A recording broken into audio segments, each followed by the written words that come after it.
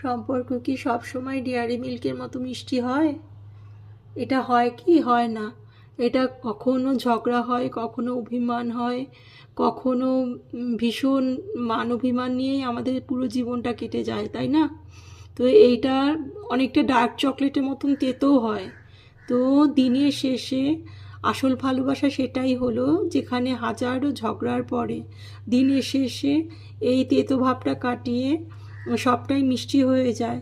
তো আমরা না হয় এই ঝগড়াগুলোকে চকলেটের র্যাপারের মতন ফেলে দিয়ে ভালোবাসা মিষ্টতাকে সঙ্গে নিয়ে চলতে পারলেই এটা চকলেটের মতন সুন্দর মিষ্টতায় পরিপূর্ণ হয়।